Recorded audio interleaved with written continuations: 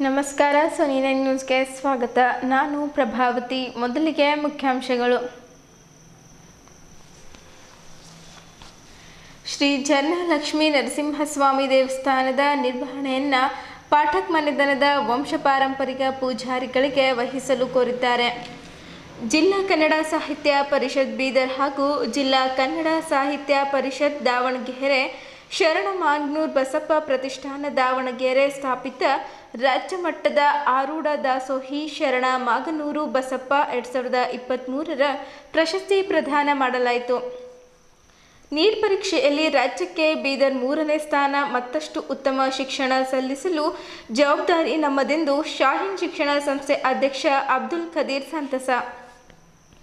SC, SCP, TSP ಖಾತೆಗೆ ಹಣ ಹಿಂತಿರುಗಿಸುವಂತೆ ಒತ್ತಾಯಿಸಿ ಬಹುಜನ ಸಮಾಜ ಪಕ್ಷದಿಂದ ಜಿಲ್ಲಾಧಿಕಾರಿಗಳ ಮುಖಾಂತರ ರಾಜ್ಯಪಾಲರಿಗೆ ಮನವಿ ಸಲ್ಲಿಸಲಾಯಿತು.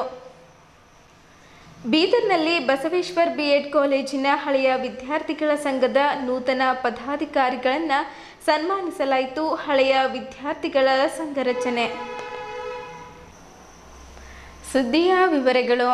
ಬೀದರ್ ನಗರದ ಪೂರ್ವ ದಿಕ್ಕಿನಲ್ಲಿರುವ ಪ್ರಾಚೀನ ಕಾಲದ ಸುಕ್ಷೇತ್ರವಾಗಿರುವ ಶ್ರೀ ಜನ್ನಲಕ್ಷ್ಮೀ ನರಸಿಂಹಸ್ವಾಮಿ ದೇವಸ್ಥಾನದ ನಿರ್ವಹಣೆಯನ್ನು ಕಲಬುರಗಿ ಉಚ್ಚ ನ್ಯಾಯಾಲಯ ಪೀಠದ ಆದೇಶದಂತೆ ಅರ್ಚಕರಿಗೆ, ಪೂಜಾರಿಗಳಿಗೆ ವಹಿಸಲು ಸೂಕ್ತ ಕ್ರಮ ಕೈಗೊಳ್ಳಬೇಕೆಂದು 12/7/2024ರಂದು ಬೀದರ್ ಜಿಲ್ಲಾಧಿಕಾರಿಗಳಿಗೆ ಬರೆದು ಸಲ್ಲಿಸಿರುವ ಮನವಿ ಪತ್ರದಲ್ಲಿ ಕೋರಿದ್ದಾರೆ.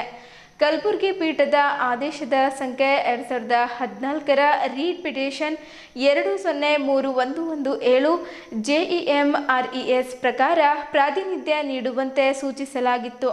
ಪುರಾತನ ಧಾರ್ಮಿಕ ಹಿಂದೂ ದೇವಾಲಯ 1957ರಲ್ಲಿ ಸರ್ಕಾರ ತನ್ನ ಅಧೀನಕ್ಕೆ ತೆಗೆದುಕೊಂಡಿತ್ತು ಎಂದು ಎನ್ ಪಾಠಕ್ ಮನವಿ ಮಾಡಿದ್ದರು. ಎನ್ ಪಾಠಕ್, ಅನಿಲ್ ಪಾಠಕ್, ದಿವಂಗತ ನರಸಿಂಹರಾವ್ ಪಾಠಕ್, ಘೋಷಿತ ಮುತವಳ್ಳಿ ಮತ್ತು ಪಾಠಕ್ ವಂಶಸ್ಥರು, ಸುನಿಲ್ ಪಾಠಕ್, ಯೋಗೇಶ್ ಪಾಠಕ್, ಸುಭಾಷ್ ಪಾಠಕ್, ಭೂಷಣ್ ಪಾಠಕ್, ಹೇಮಂತ ಪಾಠಕ್, ವಿಜಯಕುಮಾರ್ ಪಾಠಕ್, ಗೋಪಾಲಕೃಷ್ಣ ಪಾಠಕ್ ಅವರುಗಳು ಅಧ್ಯಕ್ಷ ಮತ್ತು ತಹಸೀಲ್ದಾರ್ ಕಾರ್ಯದರ್ಶಿಯಾಗಿದ್ದು, ಸರ್ವೆ ನಂಬರ್ 82ರ 114 ಎಕರೆ 7 ಗುಂಟೆ ಭೂಮಿ ಆಗಿನ ನಿಜಾಮ ಸರ್ಕಾರದಿಂದ ಮಂಜೂರಿ ಮಾಡಲಾಯಿತು. 21/10/1968ರ ಆದೇಶ ಹಿಂಪಡೆಯಲಾಗಿತ್ತು. ಮಾಧವರಾವ್ ಪಾಠಕ್ ರವರ ಉತ್ತರಾಧಿಕಾರಿಯಾಗಿ ನರಸಿಂಹರಾವ್ ಪಾಠಕರಿಗೆ ಮಂಜೂರಿ ಮಾಡಲಾಗಿತ್ತು. 85ರಲ್ಲಿ 1955ರ ಕಲಂನಂತೆ ತಪ್ಪಾಗಿ ಮಂಜೂರು, ಪೂಜೆ, ಇತರೆ ಸೇವೆಗೆ ಆದೇಶವಾಗಿತ್ತು. 2018ರಲ್ಲಿ ಬೀದರ್ ಎಸಿ ರವರು ನ್ಯಾಯಾಲಯದ ಆದೇಶದಂತೆ ತಮ್ಮ ಪರವಾಗಿ ಪ್ರಕ್ರಿಯೆ ಆರಂಭಿಸಿದ್ದುಂಟು. ವಂಶ ಪಾರಂಪರಿಕವಾಗಿ ಪೂಜೆ, ಅರ್ಚನೆ, ಅಭಿಷೇಕ, ಇತರೆ ಸೇವೆಗಳನ್ನು ಪಾಠಕ್ ಮನೆತನದವರಾದ ನಾವುಗಳು ಕಾಲಾಂತರದಿಂದ ಮಾಡುತ್ತಾ ಬಂದಿರುವೆವು. ಆನುವಂಶಿಕ ಪೂಜಾರಿಗಳು ಟ್ರಸ್ಟ್ಗಳೆಂದು ನಾವುಗಳು ಪ್ರಾಧಿಕಾರದ ಮುಂದೆ ತಿಳಿಸಿ ನ್ಯಾಯಾಲಯಕ್ಕೆ ಹೋದಾಗ ಆನುವಂಶಿಕ ಪೂಜಾರಿಗಳೆಂದು ತೀರ್ಪು ಬಂದಿತ್ತು. 2014ರಲ್ಲಿ ಮ್ಯಾಡ್ ಮರ್ಸಿಟ್ ಅರ್ಜಿ ಸಲ್ಲಿಸಲಾಗಿತ್ತು. 28/5/2018ರಂದು ಕಲಬುರಗಿ ಪೀಠ ಆದೇಶ ನೀಡಿತ್ತು. ಆದರೆ ಇದುವರೆಗೂ ಬೀದರ್ ಜಿಲ್ಲಾಧಿಕಾರಿಗಳು ಮತ್ತು ಜಿಲ್ಲಾ ದಂಡಾಧಿಕಾರಿಗಳು ಕ್ರಮ ಕೈಗೊಳ್ಳಲಿಲ್ಲ ಮತ್ತು ನಿರ್ವಹಣೆಯನ್ನು ನಮಗೆ ವಹಿಸಲಿಲ್ಲ ಎಂದು ಅವರುಗಳು ತಿಳಿಸಿದ್ದಾರೆ. 2 ಸಲ ಸಲ್ಲಿಸಿದ್ದ 2 ಅರ್ಜಿಗಳ ಪ್ರಕ್ರಿಯೆಗಳ ನಂತರ ಡಿಸಿ ರವರಿಗೆ ಕ್ರಮಾಂಕವಾಗಿ ಸೂಚನೆ ನೀಡಲಾಗಿತ್ತು. ಆದರೂ ಸಹ ಅವರು ನಿರ್ವಹಣೆಗಾಗಿ ಕ್ರಮ ವಹಿಸದೆ ಅನಗತ್ಯವಾಗಿ ಕಕ್ಷಿದಾರರನ್ನು ನಮಗೆ ಕೋರ್ಟ್ಗೆ ಎಳೆದಿರುತ್ತಾರೆ ಎಂದು ಪಾಠಕ್ ಮನೆತನದ ವಂಶ ಪಾರಂಪರಿಕ ಪೂಜಾರಿಗಳು ತೀವ್ರ ಕಳವಳ ವ್ಯಕ್ತಪಡಿಸಿ ಸುಕ್ಷೇತ್ರವಾಗಿರುವ ಬೀದರ್ ನಗರದ ಶ್ರೀ ಜನ್ನಲಕ್ಷ್ಮೀ ನರಸಿಂಹಸ್ವಾಮಿ ದೇವಸ್ಥಾನದ ನಿರ್ವಹಣೆಯನ್ನು ಅತಿ ಶೀಘ್ರವೇ ಪಾಠಕ್ ವಂಶ ಪಾರಂಪರಿಕ ಪರಿವಾರದ ಪೂಜಾರಿಗಳಿಗೆ ವಹಿಸಿಕೊಡಬೇಕೆಂದು ಮನವಿ ಮಾಡಿದ್ದಾರೆ.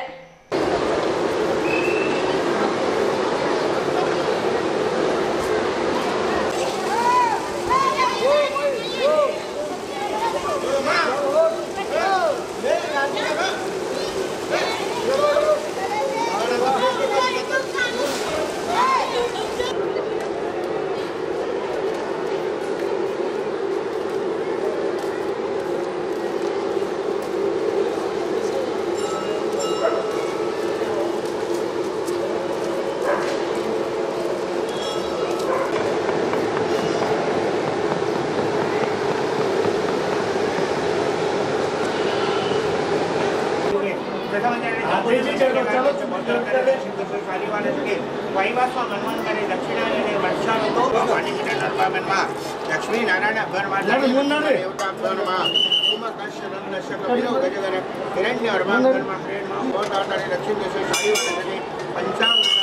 समर्पयामि लक्ष्मी नरसिंहदेवता धरणी नरसिंहदेवता लक्ष्मी निर्माण गोविंद अगोविंद स्नानं समर्पयामि श्री लक्ष्मी नरसिंहदेवता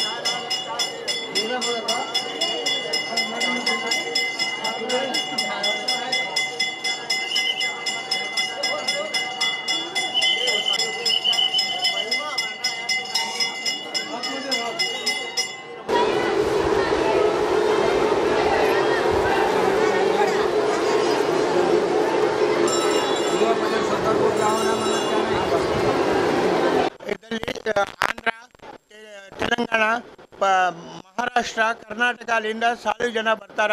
ಈ ದೇವಸ್ಥಾನದ ಮಹತ್ವ ಅಂದ್ರೆ ಇದು ದೇವಸ್ಥಾನ ಮಕ್ಕಳು ಹುಟ್ಟಲಿಕ್ಕೆ ಮತ್ತು ಮದುವೆ ಆಗಲಿಕ್ಕೆ ಪ್ರಸಿದ್ಧ ಇದೆ. ಆದರೆ ಈ ದೇವಸ್ಥಾನದಲ್ಲಿ ಕೆಲವು ಪ್ರಾಬ್ಲಮ್ಸ್ ಇದ್ದಾವ. ಇಲ್ಲಿ ಜನ ಯಾವಾಗ ಬರ್ತಾರ ಎಮರ್ಜೆನ್ಸಿ ಏನಾರ ಕ್ರಿಯೇಟ್ ಆದರೆ ಇಲ್ಲಿ ಮೆಡಿಕಲ್ ಫೆಸಿಲಿಟಿ ಇಲ್ಲ, ಇಲ್ಲಿ ಜನರಿಗೆ ಕುಡಿಲಿಕ್ಕೆ ನೀರು ಸಿಗಂಗಿಲ್ಲ, ಇಲ್ಲಿ ಪ್ರಸಾದಗಾರರು ಒಂದೇ ದಿವಸ ಇಲ್ಲಿ ಮಾಡ್ತಾರ, ಬೇರೆ ಟೈಮಿಗೆ ದೇವರಿಗೆ ಇಲ್ಲಿ ಪ್ರಸಾದ ಸಿಗಂಗಿಲ್ಲ. ಮತ್ತು ಇಲ್ಲಿ ಯಾವುದೋ ಎಮರ್ಜೆನ್ಸಿ ಬಂದ್ರೆ ಇಲ್ಲಿ ಏನೋ ಪ್ರಾಬ್ಲಮ್ ಬರುತ್ತೆ. ಜನ ಶನಿವಾರ ದಿವಸ 25,000ರಿಂದ 30,000 ತನಕ ಜನ ಇಲ್ಲಿ ವಿಸಿಟ್ ಮಾಡ್ತಾರ. ಇಲ್ಲಿ ಅಸೆನ್ಷಿಯಲ್ ಅಂದ್ರೆ ತುಂಬ ಜರೂರಿ ಅಂದ್ರೆ ಇಲ್ಲಿ ನೀರಿನ ವ್ಯವಸ್ಥೆ ಮಾಡಬೇಕು, ಮೆಡಿಕಲ್ ಫೆಸಿಲಿಟಿ ಮಾಡಬೇಕು, ಮತ್ತು ಇಲ್ಲಿ ಬಂದಿಗೆಲ್ಲ ವ್ಯವಸ್ಥೆ ಚೆನ್ನಾಗಿ ಆಗಬೇಕು.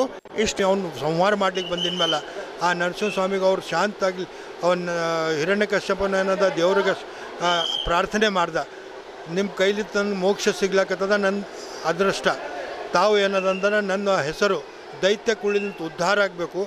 ಇನ್ನು ಈ ತಾವು ಇಲ್ಲಿ ಉಳಿದು ಈ ಕೇವದಲ್ಲಿ ತಾವು ಉಳಿದು ನನ್ನ ಹೆಸರು ನಡೆಸ್ಬೇಕಂತಂದು ದೇವ್ರಿಗೆ ಪ್ರಾರ್ಥನೆ ಮಾಡಿ ವರ ಬೇಡ್ಕೊಂಡ. ಅವನು ವರ ನಡೆಸೋ ಸಲುವಾಗಿ ಜಲರೂಪ ಉದ್ಭವ ಮಾಡಿ ಶಾಲಿಗ್ರಾಮ ರೂಪದಲ್ಲಿ ಒಳಗಡೆ ಸ್ವಯಂಭೂ ಶಾಲಿಗ್ರಾಮ ಮೂರ್ತಿ ಇದೆ. ಆ ಶಾಲಿಗ್ರಾಮ ರೂಪದಲ್ಲೇ ನರಸಿಂಹಸ್ವಾಮಿ ಶಾಂತ ಆಗಿದ್ದಾರೆ. ವಂಶ ಪರಂಪರೆ ಇದು 9ನೇ ಇದು ಕುಟುಂಬ ನಮ್ಗೆ ನಡೀತಿದೆ, 9th ಜನರೇಷನ್ ಈ ವಂಶ ಪರಂಪರೆ. ನಾವು ಆ ಕಾಲಾಗ ನಮ್ಮ ಪೂರ್ವಜರು ರಾಮ್ ಪಾಠಕ್ ಅಂತಂದರು. ಮತ್ತು ಆ ರಾಮ್ ಪಾಠಕ್ ಏನದ ಇಲ್ಲಿ ಬಂದಿನ ಮೇಲೆ ಅವ್ರಿಗೆ ದೃಷ್ಟಾಂತ ಆಗಿನ ಮೇಲೆ ಆ ದೃಷ್ಟಾಂತ ಪ್ರಕಾರ ಅವ್ರು ಏನದ ಇದು ಎಲ್ಲ ಸ್ಥಾಪನೆ ಮಾಡಿದ್ರು. 1957ದಲ್ಲಿ ಇದು ಏನದಂದ್ರೆ ಸಕ್ಸೆಸರ್ ಇಲ್ಲ ಕಾಡಿಂದು 1957ಗೆ ಏನದಂದ್ರೆ ಗೌರ್ಮೆಂಟ್ ಮ್ಯಾನೇಜ್ಮೆಂಟ್ ಆಯಿತು. ಇವತ್ತೇನದಂತಂದ್ರೆ ನಾವೇನದ ಅದು ಹೋರಾಟ ಮಾಡ್ಲಾಕತ್ತಿದ್ವ. ಇಲ್ಲಿ 96-97ಲಿಂತ ನಾನು ಏನದ ಹೋರಾಟ ಮಾಡ್ಲಾಕತ್ತೀನಿ. ಈ ವಂಶ ಪರಂಪರೆ ಏನದಂತಂದ್ರೆ ನನ್ನ ರೈಟ್ಸ್ ಇದೆ. ನಾ ಮುತ್ವಲ್ಲಿ ಅಂತ ದೇವಸ್ಥಾನದಂತ ಡಿಕ್ಲೇರ್ ಆಗಿಂದಿದೆ, ನಾ ಸಕ್ಸೆಸರ್ ಅಂತಂದು. ಇಲ್ಲ ಇಲ್ಲಿ ಭಾಳಷ್ಟು ಜನ ಮಹಾರಾಷ್ಟ್ರ, ಕರ್ನಾಟಕ, ಆಂಧ್ರ, ಆಲ್ ಇಂಡಿಯಾಲಿಂತ ಈ ಮಂದಿ ಇಲ್ಲಿ ಜನ ಬರ್ತಾರೆ. ಇಲ್ಲಿ ಇರ್ಲಿಕ್ಕೆ ಅವ್ರಿಗೆ ಸ್ಥಾನ ಇಲ್ಲ, ಇದು ಇಲ್ಲ. ಮತ್ತು ಅವ್ರ ಬಟ್ಟೆ ಚೇಂಜ್ ಮಾಡ್ಲಿಕ್ಕಾಗಲಿ ಮತ್ತು ಅಲ್ಲಿ ಏನಾರು ಸ್ಟೇ ಮಾಡ್ಲಿಕ್ಕೆ ಅಂತಂದ್ರೂ ಏನಂದ್ರೆ ವಿದೌಟ್ ಕ್ಯಾಶ್ ಏನೂ ಸಿಗಲ್ಲ ಇಲ್ಲಿ. ಏನದಂತಂದ್ರೆ ಬಿಸ್ನೆಸ್ ಪರ್ಪಸ್ ನಡೆಸಿದಪ್ಲೆ ದೇವಸ್ಥಾನ ಗೌರ್ಮೆಂಟ್ ಮ್ಯಾನೇಜ್ಮೆಂಟ್ದಲ್ಲಿ ನಡೆದಿದೆ. ಇವತ್ತನ ಏನದಂತ ನಾವು ಹೋರಾಟ ಆಡ್ಲಿಕ್ಕತ್ತಿದ್ದೆವು. ಆ ಕಾಲದಿಂದ ಇವತ್ತನ ಈ ಏನದಂತಾರೆ ಮಂದಿಗೆ ಇಲ್ಲಿ ಬಂದಿನ ಭಕ್ತಿಗೇನು ಅನುಕೂಲ ಇಲ್ಲ, ಆ ಪರಿಸ್ಥಿತಿ ಇದೆ. ಅದ್ರ ಸಲುವಾಗ ನಾವು ಎಲ್ಲರೂ ಏನದಂತ ನಮ್ಮ ಪ್ರಯತ್ನ ಇದೆ. ನರಸಿಂಹಸ್ವಾಮಿಗೆ ಏನದಂದ್ರೆ ಪ್ರಾರ್ಥನೆ ಮಾಡಿ ನಾವು ಇದು ನಾವು ಫೈಟ್ ಮಾಡ್ಲಾಕತ್ತಿದ್ದೇವೆ. ಅದಕ್ಕೆ ಏನದ ಒಂದು ಮ್ಯಾನೇಜ್ಮೆಂಟಾಗ ನಮ್ಮ ಅದಲ್ಲಿ ಆಯ್ತು ಅಂದ್ರೆ ಜನಗಳಿಗೆ ಏನದಂತ ಸವಲತ್ತು ಆಗುತ್ತದ.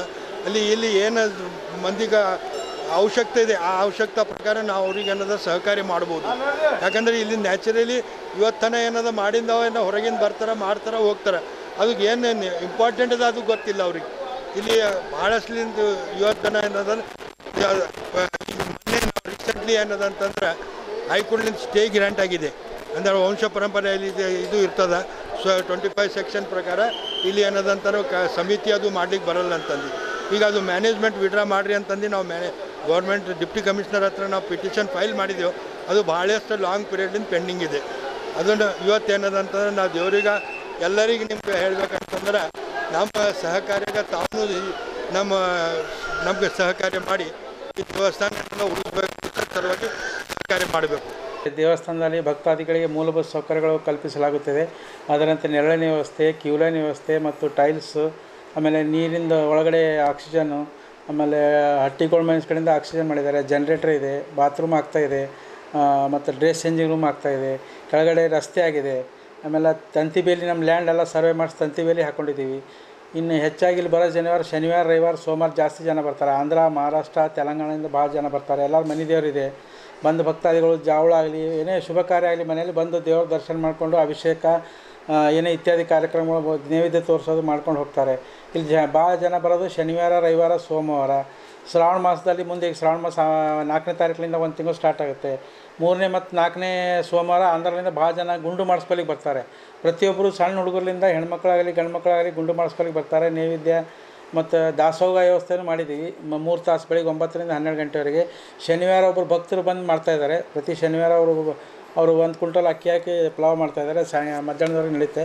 ನಮ್ಮ ದೇವಸ್ಥಾನದಿಂದ ಪ್ರತಿ ದಿವಸ 9ರಿಂದ 12 ಗಂಟೆವರೆಗೆ ಮಾಡ್ತಾಯಿದ್ದೀವಿ ಪಲಾವು. ಇನ್ನು ಮೂಲಭೂತ ಸೌಕರ್ಯ, ಕುಡಿಯೋ ನೀರಿನ ವ್ಯವಸ್ಥೆ, ಪಾರ್ಕಿಂಗ್ ಮಾಡಿದ್ದೀವಿ, ರೋಡ್ ಆಗಿದೆ ಕೆಳಗಿಂದ. ಇನ್ನು ಯಾತ್ರಿ ನಿವಾಸ ಒಂದು ಓಪನ್ ಮಾಡ್ಬೇಕಂದ್ವಿ. ಯಾಕಂದರೆ ಯಾತ್ರಿ ನಿವಾಸ ಭಾಳ ದೂರಿಂದ ಬಂದು ಒಂದು ದಿವಸ ಬೆಳಗ್ಗೆದ್ದು ನೈಟ್ ಉಳಿದು ಬೆಳಗ್ಗೆ ದರ್ಶನ ಮಾಡ್ಕೊಂಡು ಹೋಗ್ತಾರೆ. ಅದನ್ನು ಮುಂದಿನ ದಿನಗಳಲ್ಲಿ ಯಾತ್ರಿ ನಿವಾಸ ಓಪನ್ ಮಾಡ್ತೀವಿ. ಇನ್ನು ಬಸ್ ಸೌಕರ್ಯಗಳು ಕಲ್ಪಿಸಲಿಕ್ಕೆ ಈಗಾಗಲೇ KSRTC ಬಸ್ ಇವ್ರಿಗೆ ಬರೆದಿದ್ದೀವಿ. ಅಂದರೆ ಆಟೋದವ್ರು ಭಾಳ ಚಾರ್ಜ್ ಮಾಡ್ತಿದ್ದಾರೆ. ಬಂದಂಥ ಭಕ್ತರು ತೊಂದರೆ ಆಗ್ತಾಯಿದೆ. ಅಲ್ಲಿಂದ ದೇವಸ್ಥಾನವರೆಗೂ ಬಸ್ 3 ದಿವಸ ಅಂತೂ ಕಂಟಿನ್ಯೂ ಹಾಕ್ರಿ ಅಂತ ಹೇಳಿದ್ದೀವಿ.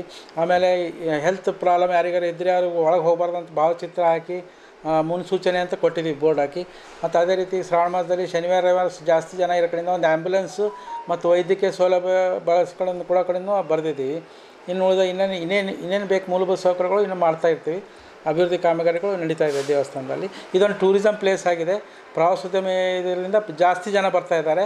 ಮತ್ತು ಇಲ್ಲೆಲ್ಲ ಬಂದವರು ಒಳಗೆ ಹೋಗಿ ನೀರಲ್ಲಿ ಹೋಗಿ ವೀಡಿಯೋ ಮಾಡಿ ಜಾಸ್ತಿ ಜನ ಫೇಸ್ಬುಕ್ನಲ್ಲಿ ಯೂಟ್ಯೂಬ್ನಲ್ಲಿ ಆಗ್ತಾಯಿಂದ ಪ್ರಚಾರ ಆಗ್ತಾಯಿದೆ. ಈಗ ಮೊದಲು ಶನಿವಾರ ರವಿವಾರ ಸೋಮವಾರ 3 ದಿವಸ ಕನಿಷ್ಠ 5,000 ಜನ ನೀರಲ್ಲಿ ಹೋಗ್ತಾಯಿದ್ದಾರೆ. ಉಳಿದ ದಿವಸ ಅಂತೂ ಮಿನಿಮಮ್ 1,000 ಜನ ಹೋಗ್ತಾಯಿದ್ದಾರೆ. ಬಂದಂಥ ಭಕ್ತರಿಗೆ ಮೂಲಭೂತ ಸೌಕರ್ಯಗಳು ಕೊಡೋ ಪ್ರಯತ್ನ ಮಾಡ್ತಾಯಿದ್ದೀವಿ. ಇದೊಂದು ಪ್ರವಾಸೋದ್ಯಮ ಕ್ಷೇತ್ರ ಆಗಿದೆ. ಇಲ್ಲಿ ಪ್ರಸಾದ 9ರಿಂದ 12 ಗಂಟೆ ದೇವಸ್ಥಾನ ಪರವಾಗಿ ಮಾಡ್ತಾಯಿದ್ದೀವಿ. ಪಲಾವ್ ಮಾಡಿ ಕುಡಿಯೋ ನೀರಿಂದು RO ಪ್ಲಾಂಟ್ ಇದೆ, ಕೆಳಗಡೆ ಮಾಡ್ತಾಯಿದ್ದೀವಿ. ಇನ್ನೊಂದು ವಿಷಯ ಏನಂದರೆ ದೇವಸ್ಥಾನ ಕಡೆಯಿಂದ ಓವರ್ ಟ್ಯಾಂಕ್ 1 ಲಕ್ಷ ಲೀಟ್ರದ್ದು ಕೆಲಸ ಪ್ರಗತಿಯಲ್ಲಿದೆ. ಅದು ಇನ್ನೊಂದು 2-3 ತಿಂಗಳಲ್ಲಿ ಆಗುತ್ತೆ. ಅದಾದರೆ ನೀರಿನ ಸಮಸ್ಯೆ ಇರೋಂಗಿಲ್ಲ. 1 ಲಕ್ಷ ಓವರ್ ಟ್ಯಾಂಕ್ ಆದರೆ ನೀರಿಂದೇನು ಸಮಸ್ಯೆ ಇರೋಂಗಿಲ್ಲ. ಎಲ್ಲ ಕಡೆ ನೀರಿನ ಪೈಪ್ಲೈನ್ ಮಾಡಿಸ್ಬಿಡ್ತೀವಿ. ನೀರಿಂದೇನು ಸಮಸ್ಯೆ ಇರೋಂಗಿಲ್ಲ. ನಾಡೋಜ ಪೂಜ್ಯ ಡಾಕ್ಟರ್ ಬಸವಲಿಂಗ ಪಟ್ಟದೇವರಿಗೆ ದಾವಣಗೆರೆಯ ಕನ್ನಡ ಸಾಹಿತ್ಯ ಪರಿಷತ್ತು ಮಾಗನೂರು ಬಸಪ್ಪ ಪ್ರತಿಷ್ಠಾನ ಹಾಗೂ ಕನ್ನಡ ಸಾಹಿತ್ಯ ಪರಿಷತ್ತು ಬೀದರ್ ಸಹಯೋಗದೊಂದಿಗೆ 2023ನೇ ಸಾಲಿನ ಶರಣ ಮಾಗನೂರು ಬಸಪ್ಪ ಪ್ರಶಸ್ತಿ ಡಾಕ್ಟರ್ ಚನ್ನಬಸವ ಪಟ್ಟದೇವರ ರಂಗಮಂದಿರದಲ್ಲಿ ನೀಡಿ ಗೌರವಿಸಿದರು. ಕಾರ್ಯಕ್ರಮಕ್ಕೆ ಹುಲ್ಸೂರಿನ ಗುರುಬಸವೇಶ್ವರ ಸಂಸ್ಥಾನ ಮಠದ ಪೂಜ್ಯ ಡಾಕ್ಟರ್ ಶಿವಾನಂದ ಮಹಾಸ್ವಾಮಿಗಳು ಹಾಗೂ ಪೂಜ್ಯ ಗುರುಬಸವ ಪಟ್ಟದೇವರು ಹಿರೇಮಠ್ ಸಂಸ್ಥಾನ ಭಾಲ್ಕಿ ನೇತೃತ್ವವನ್ನು ವಹಿಸಿದ್ದರು. ಸಮ್ಮುಖವನ್ನು ಪೂಜ್ಯ ಡಾಕ್ಟರ್ ಗಂಗಾಂಬಿಕಾ ಅಕ್ಕ ಬಸವ ಸೇವಾ ಪ್ರತಿಷ್ಠಾನ ಬೀದರ್ ವಹಿಸಿದ್ದರು. ಪ್ರಶಸ್ತಿ ಪ್ರದಾನವನ್ನು ಪ್ರೊಫೆಸರ್ ಶರಣಪ್ಪ ವಿ ಹಲ್ಸೆ ಉಪಕುಲಪತಿಗಳು ಕರ್ನಾಟಕ ರಾಜ್ಯ ಮುಕ್ತ ವಿಶ್ವವಿದ್ಯಾಲಯ ಮೈಸೂರು ಮಾಡಿದ್ದರು. ಕಾರ್ಯಕ್ರಮದ ಅಧ್ಯಕ್ಷತೆಯನ್ನು ಅಧ್ಯಕ್ಷರಾದ MB ಸಂಗಮೇಶ್ವರ್ ಗೌಡರು ವಹಿಸಿದ್ದರು. ಅಭಿನಂದನಾ ನುಡಿಯನ್ನು KRE ಪದವಿ ಪೂರ್ವ ಕಾಲೇಜಿನ ಪ್ರಾಂಶುಪಾಲರಾದ ಡಾಕ್ಟರ್ ಬಸವರಾಜ್ ಬಲ್ಲೂರ್ ಹಾಗೂ ಡಾಕ್ಟರ್ HS ಮಂಜುನಾಥ್ ಕುರ್ಕಿ ಮಾತನಾಡಿದರು. ಈ ಸಮಾರಂಭ ಕುರಿತು ಆಶಯ ಮಾತನ್ನು ಜಿಲ್ಲಾ ಕಸಾಪ ಅಧ್ಯಕ್ಷರಾದ ಶ್ರೀ ಸುರೇಶ್ ಚಂದ್ರಶೆಟ್ಟಿ ಮಾತನಾಡಿದ್ದರು. ಮುಖ್ಯ ಅತಿಥಿಗಳಾಗಿ ವಿ ಮಾಮದೇವಪ್ಪ ಅಧ್ಯಕ್ಷರು, ಕಸಾಪ ದಾವಣಗೆರೆ ವಾಣಿಜ್ಯ ಮತ್ತು ಕೈಗಾರಿಕಾ ಸಂಸ್ಥೆಯ ಅಧ್ಯಕ್ಷರಾದ BG ಶೆಟ್ಕರ್, ಭಾರತೀಯ ಬಸವ ಬಳಗದ ರಾಜ್ಯಾಧ್ಯಕ್ಷರಾದ ಬಾಬು ವಾಲಿ, ಬಸವ ಕೇಂದ್ರದ ಜಿಲ್ಲಾಧ್ಯಕ್ಷರಾದ ಶರಣಪ್ಪ ಮಿಠಾರೆ, ರಾಷ್ಟ್ರೀಯ ಬಸವದಳದ ಜಿಲ್ಲಾಧ್ಯಕ್ಷರಾದ ಸೋಮಶೇಖರ್ ಪಾಟೀಲ್ ಗದ್ಗಿ, ಸರ್ಕಾರಿ ನೌಕರರ ಸಂಘದ ಜಿಲ್ಲಾಧ್ಯಕ್ಷರಾದ ರಾಜೇಂದ್ರ ಕುಮಾರ್ ಗನ್ಗೆ, ಜಾಗತಿಕ ಲಿಂಗಾಯತ ಸಮಾಜದ ಜಿಲ್ಲಾಧ್ಯಕ್ಷರಾದ ಬಸವರಾಜ ಧನ್ನೂರ್, ಡಾಕ್ಟರ್ ಚನ್ನಬಸವ ಪಟ್ಟದೇವರ ಪತ್ತಿನ ಸಹಕಾರ ಸಂಘದ ಅಧ್ಯಕ್ಷರಾದ ವಿಜಯರಾಜ್ ಖಂಡ್ರೆ ಮುಖ್ಯ ಅತಿಥಿಗಳಾಗಿ ಭಾಗವಹಿಸಿದ್ದರು. ಸಂಗೀತವನ್ನ ಶಿವಕುಮಾರ್ ಪಾಂಚಾಳ್ ಹಾಗೂ ಸಂಗಡಿಗರು ನಡೆಸಿಕೊಟ್ಟಿದ್ದರು. ವಚನ ನೃತ್ಯವನ್ನ ಉಷಾ ಪ್ರಭಾಕರ್ ಹಾಗೂ ತಂಡದವರು ಪ್ರಸ್ತುತಪಡಿಸಿದ್ದರು. ಕಾರ್ಯಕ್ರಮಕ್ಕೆ ಜಿಲ್ಲೆಯ ಕನ್ನಡಾಭಿಮಾನಿಗಳು, ಸಾಹಿತಿಗಳು, ಕಲಾವಿದರು ಹಾಗೂ ಬಸವಪರ ಸಂಘಟನೆಯ ಎಲ್ಲ ಹಂತದ ಪದಾಧಿಕಾರಿಗಳು ಹೆಚ್ಚಿನ ಸಂಖ್ಯೆಯಲ್ಲಿ ಕಾರ್ಯಕ್ರಮಕ್ಕೆ ಆಗಮಿಸಿದ್ದರು. 109, ತೆಲುಗು ಭಾಷೆಯಲ್ಲಿ 32, ಹಿಂದಿಯಲ್ಲಿ 20 ಮತ್ತು ಇಂಗ್ಲಿಷ್ ಭಾಷೆಯಲ್ಲಿ 2, ಹೀಗೆ ಒಟ್ಟು 394 ಕೃತಿಗಳನ್ನು ಪ್ರಕಟಿಸುವ ಕಾರ್ಯನಿರ್ವಹಿಸುತ್ತೇವೆ. ಪೂಜ್ಯರಿಗೆ ವಿಶ್ವಗುರು ಬಸವಣ್ಣನವರ ತತ್ವಗಳ ಪ್ರಸಾರವೇ ಲಿಂಗ ಪೂಜೆ, ಬಸವ ತತ್ವದ ಅನುಷ್ಠಾನವೇ ಜಂಗಮಾರಾಧನೆ. ಇದಕ್ಕಾಗಿ ಪ್ರವಚನಗಳು, ರಾಷ್ಟ್ರೀಯ ಪ್ರಶಸ್ತಿ, ಜಗಜ್ಯೋತಿ ವಿಶ್ವೇಶ್ವರ ಗುರು ಪ್ರಶಸ್ತಿ, ಆಳ್ವಾಸ್ ನುಡಿ ಪ್ರಶಸ್ತಿ, ರಮಣಶ್ರೀ ಪ್ರಶಸ್ತಿ, ವಚನಶ್ರೀ ಪ್ರಶಸ್ತಿ. ಕಷ್ಟಪಟ್ಟು ದುಡಿದು ಕಾಯಕವೇ ಕೈಲಾಸ ಎಂದು ತಿಳಿದುಕೊಂಡು ತಾವು ಏನು ಒಂದು ಕಾರ್ಯವನ್ನ ನಿರ್ವಹಿಸ್ತಾ ಇದ್ದರು, ಆ ಕೆಲಸದಿಂದ ಏನು ಒಂದು ಏನನ್ನ ಸಂಪಾದನೆ ಮಾಡಿದ್ರು, ಆ ಹಣವನ್ನ ಸಮಾಜಕ್ಕೆ ಅರ್ಪಣೆ ಮಾಡಿದ್ದಾರೆ. ಇದು ಹೆಮ್ಮೆಯ ವಿಷಯ. ಅಂಥ ಒಂದು ಸಂಸ್ಥೆಯಿಂದ ಇವತ್ತು ಪೂಜ್ಯ ಗುರುಗಳಿಗೆ ಏನು ಈ ಒಂದು ಪ್ರಶಸ್ತಿಯನ್ನ ಪ್ರದಾನ ಮಾಡ್ತಾ ಇದ್ದಾರಲ್ಲ, ಆ ಒಂದು ಪ್ರಶಸ್ತಿಗೆ ಹೆಚ್ಚಿನ ಗೌರವ ಬಂದಿದೆ ಅಂತಂದು ನಾನು ಭಾವಿಸ್ತೇನೆ. ಯಾಕಂದರೆ ಪ್ರಶಸ್ತಿಗಳು ಪೂಜ್ಯರಿಗೆ ಸಾಕಷ್ಟು ಬಂದಿವೆ. ಈಗಾಗಲೇ ನನ್ನ ಹಿಂದೆ ಮಾತಾಡಿದಂತ ಡಾಕ್ಟರ್ ಚನ್ನಶೆಟ್ಟಿ ಸುರೇಶ್ ಅವರು ಹೇಳಿದರು, ಸಾಕಷ್ಟು ಪ್ರಶಸ್ತಿಗಳೇನೇನಪ್ಪ ಅಂದ್ರೆ ಪೂಜ್ಯರಿಗೆ ಬಂದಿದೆ. ಅದರಲ್ಲಿ ಇದು ಒಂದು. ಆದರೆ ಇವತ್ತು ಈ ಏನು ಒಂದು ಪ್ರಶಸ್ತಿಯನ್ನು ಇವತ್ತು ಕೊಡ್ತಾ ಇದ್ದಾರೆ, ಯಾವ ಒಂದು ಹಣದಲ್ಲಿ ಇವತ್ತೇನಪ್ಪ ಅಂದ್ರೆ ಪ್ರಶಸ್ತಿಯನ್ನು ಕೊಡ್ತಾ ಇದ್ದಾರೆ, ಅದು ಬೆವರು ಸುರಿಸಿ ದುಡಿದಂತ ಹಣದಲ್ಲಿ ಏನಪ್ಪಾ ಅಂದ್ರೆ ಶರಣ ದಾಸೋಹಿ ಮಾಗನೂರು ಬಸಪ್ಪನವರು ಅವರ ಜೀವನವನ್ನೇ ಸಮಾಜಕ್ಕೆ ಅರ್ಪಿಸಿದಂಥವರು. ಒಂದು ಕಡೆ ಖಾದಿ ಬಟ್ಟೆಗಳನ್ನು ತೊಟ್ಟು ಗಾಂಧಿ ತತ್ವಗಳನ್ನು, ಬಸವ ತತ್ವಗಳನ್ನು ತಮ್ಮ ಜೀವನದಲ್ಲಿ ಅಳವಡಿಸಿಕೊಂಡು ಇವತ್ತು ಸಮಾಜ ಬೆರಗಾಗುವಂತೆ ಸಾಧನೆಗೈದು ಆದರ್ಶಪ್ರಾಯವಾದಂಥ ವ್ಯಕ್ತಿತ್ವ ಮಹಾನೂರು ಬಸಪ್ಪ. ಇನ್ನೊಂದು ಕಡೆ ಬಸವಲಿಂಗ ಪಟ್ಟದೇವರು ಬಾಲ್ಕಿ ಸಂಸ್ಥಾನ ಪೀಠಾಧ್ಯಕ್ಷರು, ಅನುಭವ ಮಂಟಪದ ಅಧ್ಯಕ್ಷರು ಆದಂಥ ಶ್ರೀಗಳಿಗೆ, ಪೂಜ್ಯರಿಗೆ ಇವತ್ತು ಎಷ್ಟೋ ಜನ ಕಾವಿ ಬಟ್ಟೆಗಳನ್ನು ಧರಿಸಿ ಆ ಕಾವಿ ಬಟ್ಟೆಯ ಆಶೆಗಳಿಗೆ ವಿರುದ್ಧವಾಗಿ ನೀಡುವಂಥ ಈ ಕಾಲಘಟ್ಟದಲ್ಲಿ ಇವತ್ತು ಬಸವ ತತ್ವವನ್ನು ತಮ್ಮ ನಡೆ ಮತ್ತು ನುಡಿಯಲ್ಲಿ ಸಮಾನತೆಯನ್ನು ಸಾಧಿಸಿ ಆದರ್ಶಪ್ರಾಯವಾದಂಥ ಒಬ್ಬ ನೈಜ ಬಸವ ತತ್ವ ಯತಿ ಅಂದರೆ ಬಸವಲಿಂಗ ಪಟ್ಟದೇವರು. ಇಂತಹ ದೇವರಿಗೆ ನಾವು ಕೊಟ್ಟು ಖಂಡಿತವಾಗಿ ನಮಗೆ ತುಂಬ ಆತ್ಮಸಂತೋಷವನ್ನು ಉಂಟು ಮಾಡಿದೆ. ಇವತ್ತು ಈ ಮಾಗನೂರು ಬಸವ ಪ್ರತಿಷ್ಠಾನದ ವತಿಯಿಂದ ಇವತ್ತು ನಮ್ಮ ನಾಡಿನ ಶ್ರೇಷ್ಠ ಚಿಂತಕರೊಬ್ಬರಾಗಿದ್ದು ಮತ್ತು ಅಪ್ಪಟ ಬಸವ ತತ್ವ ಅನುಯಾಯಿಗಳಾಗಿರುವಂಥ ಮತ್ತು ಯಾವಾಗೂ ನಿರ್ಗತಿಕರಿಗೆ ಅದು ವಿಶೇಷವಾಗಿ ಶಿಕ್ಷಣ ಕ್ಷೇತ್ರದಲ್ಲಿ ಬಹಳಷ್ಟು ಸೇಲ್ತಂಥ ನಮ್ಮ ಡಾಕ್ಟರ್ ಬಸವಲಿಂಗ ಪಟ್ಟದೇವರಿಗೆ ಈ ಪ್ರಶಸ್ತಿಯನ್ನು ನೀಡಿದ್ದು ನಿಜವಾಗ್ಲೂ ನಮ್ಮ ಬೀದರ್ ಜಿಲ್ಲೆಯ ಸಮಸ್ತ ಕನ್ನಡ ಬಾಂಧವರಿಗೆ ಮತ್ತು ಬಸವ ಭಕ್ತರಿಗೆ ಬಹಳಷ್ಟು ಸಂತಸ ತಂದಿದೆ ಅಂತಕ್ಕಂಥ ಮಾತನ್ನು ಈ ಸಂದರ್ಭದಲ್ಲಿ ಹೇಳ್ತಾ ಇಡೀ ಸಮಾರಂಭವನ್ನು ಯಶಸ್ವಿಗೊಳಿಸಿದ ಈ ಸಂದರ್ಭದಲ್ಲಿ ನಮ್ಮ ಕನ್ನಡ ಸಾಹಿತ್ಯ ಪರಿಷತ್ತಿನ ಅನೇಕ ಸಾಹಿತಿಗಳಿರ್ಬೋದು, ಅನೇಕ ಜನಪರ ಮತ್ತು ಕನ್ನಡಪರ ಸಂಘಟನೆಗಳ ಅನೇಕ ಪ್ರಮುಖರು ಸಮಾರಂಭದಲ್ಲಿ ಭಾಗವಹಿಸಿದ್ದರು. ವಿಶೇಷವಾಗಿ ನಮ್ಮ ಗ್ರಾಮೀಣ ಭಾಗದ ಅನೇಕ ಜನ ನಮ್ಮ ಬಸವ ಭಕ್ತರು ಮತ್ತು ನಮ್ಮ ಕನ್ನಡ ಸಾಹಿತ್ಯ ಪರಿಷತ್ನ ಆಜೀವ ಸದಸ್ಯರುಗಳು ಭಾಗವಹಿಸಿದ ಮೂಲಕ ಇಡೀ ಸಮಾರಂಭವನ್ನು ಬಹಳ ಯಶಸ್ವಿಯಾಗಿ ಗೊಳಿಸಿದ ಸಲುವಾಗಿ ನಾನು ಮತ್ತೊಮ್ಮೆ ಬೀದರ್ ಜಿಲ್ಲೆಯ ಸಮಸ್ತ ಕನ್ನಡ ಬಾಂಧವರಿಗೆ, ವಿಶೇಷವಾಗಿ ನಾನೆಲ್ಲ ಎಂದಿನಂತೆ ಪತ್ರಿಕಾ ಮಾಧ್ಯಮದ ಸ್ನೇಹಿತರು 3 ದಿನದೂ ಈ ಸುದ್ದಿಯನ್ನು ನಿರಂತರವಾಗಿ ಬಿತ್ತರಿಸ್ತಾ ಇದ್ದಾರೆ. ಅವರಿಗೂ ನಾನು ಅನಂತ ವಂದನೆಗಳನ್ನು ಸಲ್ಲಿಸ್ತಾ ಇದ್ದೀನಿ. ನಡೆದಾಡುವ ದೇವರೇ ಅಂತ ಹೇಳಿ ಪ್ರಖ್ಯಾತರಾಗಿರುವಂಥ ಬಸವಲಿಂಗ ನಾಡೋಜ ಡಾಕ್ಟರ್ ಬಸವಲಿಂಗ ಪಟ್ಟದೇವರವರಿಗೆ ನಮ್ಮ 10ನೇ ಒಂದು ಮಾಗನೂರು ಬಸಪ್ಪ ಪ್ರತಿಷ್ಠಾನದ ಪ್ರಶಸ್ತಿಯನ್ನು ಇವತ್ತು ದಯಪಾಲಿಸಿದ್ದಾರೆ. ಅದು ಅತ್ಯಂತ ಸಂತೋಷದಾಯಕವಾದ ವಿಷಯ. ಕಿಕ್ಕಿರಿದು ನಮ್ಮ ಚನ್ನಬಸವ ಪಟೋಳಿಯವರ ರಂಗಮಂದಿರ ಕಿಕ್ಕಿರಿದು ತುಂಬಿದ್ದು ನಮ್ಮೆಲ್ಲರಿಗೂ ಅತ್ಯಂತ ಸಂತೋಷವನ್ನು ಉಂಟು ಮಾಡಿದೆ.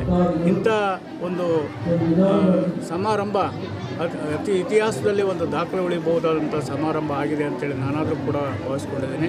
ಇದು 2014ರಿಂದ ಇದೇವರೆಗೂ 10ನೇ ಪ್ರಶಸ್ತಿ ಇದನ್ನು ಕೊಡ್ತಾ ಇರೋದು ಜಿಲ್ಲಾ ಕನ್ನಡ ಸಾಹಿತ್ಯ ಪರಿಷತ್ತು ಮತ್ತು ಮಾಗನೂರು ಬಸವ ಪ್ರತಿಷ್ಠಾನದ ಸಹಯೋಗದಲ್ಲಿ. ಆದರೆ ನಾವು ಇದೇ ಪ್ರಥಮ ಬಾರಿಗೆ ನಮ್ಮ ದಾವಣಗೆರೆ ಜಿಲ್ಲೆಯಿಂದ ಬಿಟ್ಟು ಹೊರಗೆ ಬಂದು ಪ್ರಶಸ್ತಿಯನ್ನು ಕೊಡ್ತಾ ಇರೋದು ಇದೇ ಪ್ರಥಮ ಬಾರಿಗೆ. ಅದಕ್ಕೆ ಒಪ್ಪಿಸಿದ್ದು ನಮ್ಮ ದಾವಣಗೆರೆ ಜಿಲ್ಲೆಯ ನಿಕಟಪೂರ್ವ ಅಧ್ಯಕ್ಷ ಆದಂಥ ಡಾಕ್ಟರ್ ಎಚ್.ಎಸ್. ಮಂಜುನಾಥ್ ಕುರ್ಕಿ ಅವರು ಮತ್ತು ನಮ್ಮ ಬೀದರ್ನ ನನ್ನ ಆತ್ಮೀಯ ಮಿತ್ರರಾದಂಥ ಸುರೇಶ್ ಚಂದ್ಶೆಟ್ಟಿ ಅವರು ಪ್ರಯತ್ನದ ಫಲವಾಗಿ ಪೂಜ್ಯರನ್ನು ಒಪ್ಪಿಸಿ ಈ ಪ್ರಶಸ್ತಿಯನ್ನು ಪಡೆಯುವಂತೆ ಮಾಡಿದಲ್ಲಿ ಅವರು ಯಶಸ್ವಿಯಾಗಿದ್ದಾರೆ. ಅದಕ್ಕಾಗಿ ನಾನು ಆಯ್ಕೆ ಸಮಿತಿ ಪರವಾಗಿ ಇರುವವರೆಗೂ ಮತ್ತು ನಮ್ಮ ಮಾಗನೂರು ಬಸಪ್ಪ ಪ್ರತಿಷ್ಠಾನದವರಿಗೆ ಅಭಿನಂದಿಸ್ತೇನೆ. ಈ ಒಂದು ಪ್ರಶಸ್ತಿ ನಿಜಕ್ಕೂ ಕೂಡ ಪ್ರಶಸ್ತಿ ಅವರಿಗೆ ಹೆಚ್ಚು ಗೌರವ ತಂದು ಕೊಟ್ಟಿದೆ ಅನ್ನೋದಕ್ಕಿಂತ ಪ್ರಶಸ್ತಿಗೆ ಹೆಚ್ಚು ಗೌರವ ಬಂದಿದೆ ಅಂತ ಹೇಳಿಕ್ಕೆ ನನಗೆ ಸಂತೋಷ ಆಗ್ತದೆ. ಅಂತಿದ್ರು ಅವರು ನನ್ನ ಜೊತೆ ಬಂದರು. ನಾ ಅವರಿಗೆ ಜನ ಅಳ್ಕೋತಾ ಹೇಳ್ದೆ, ನಂಗೆ ಹಿಂಗದರಿ ಕರ್ಕೊಂಡು ಹೋಗ್ರಿ ಅಂತ. ಅವ್ರು ಬಂದು ಈ ಹುಡುಗರು ನೀವು ಇಟ್ಕೊಳೇಬೇಕಾಗ್ತದೆ ಅಂತ ಅಪ್ಪೋರಿಗೆ ಒತ್ತಾಯ ಮಾಡಿದ್ರು.